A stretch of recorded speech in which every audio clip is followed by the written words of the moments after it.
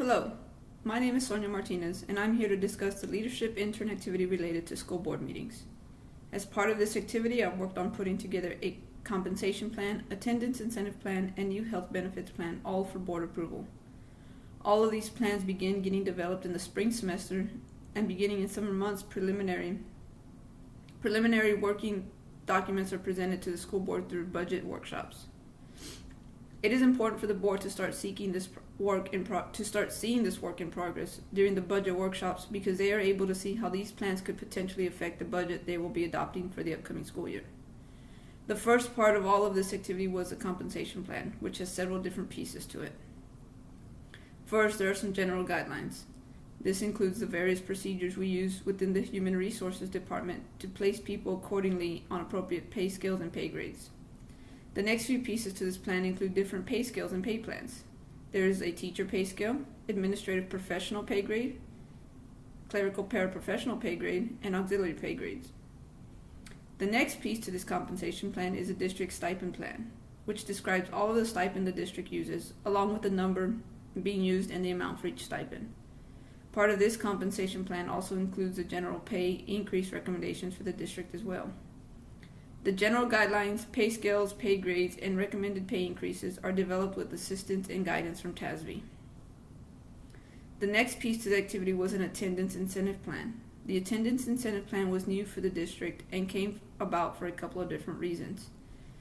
To begin, for 2 years prior to this year, the district had previously provided employees with a retention incentive pay. The retention incentive pay was paid out every December to all employees. The amount of incentive pay varied depending on level of employment, professional versus non-professional, and years of experience with the district, either 0 to 4 years range or 5+ years. Therefore, every employee was guaranteed some incentive payout. In addition, employee attendance was becoming a concern over the past few years, and a legislative budget board (LBB) review made it evident that the district needed to consider more attendance incentives. Therefore, the district decided to implement an attendance incentive pay in lieu of the retention pay. The attendance incentive pay plan was put together after having research plans from other districts as well as feedback from stakeholders. The last part of this activity was a new health benefit plan for district employees. For over 10 years, the combined health insurance contribution from the district and state had been $267 for our school district. I conducted a survey with surrounding school districts and found that average contribution was $300. Therefore, I decided to make the recommendation to the superintendent and school board to increase our contribution by $37, bringing it up to $300 to match the average around the area. In preparing all of these plans to present to the school board, it was extremely crucial for me to do research in an effort to demonstrate the positive impacts it would have on our district. With the compensation plan and health benefits plan, it was necessary for me to show how these recommendations compare to plans in place by surrounding school districts, and conclude that it would help our district with employee recruitment and retention.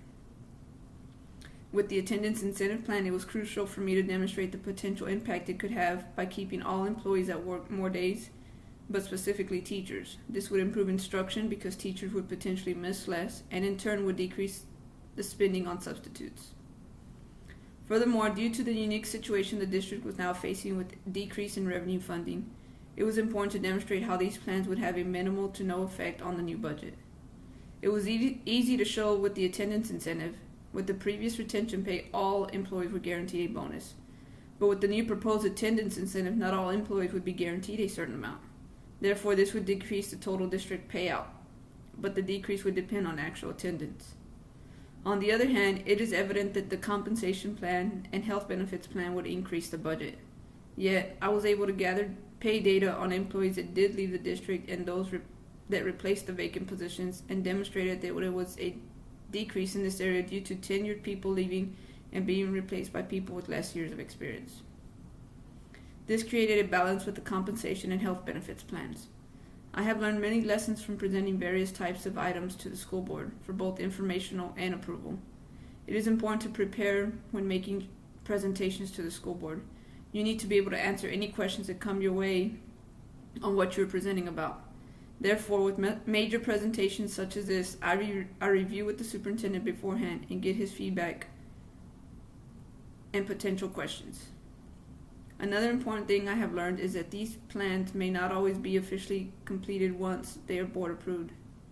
Sometimes new positions or new stipend needs will mean that it is necessary to update the plans and therefore present to the school board once again for approval. It is vital that if this takes place, to update key personnel with updated board approved plans such as payroll staff. Thank you.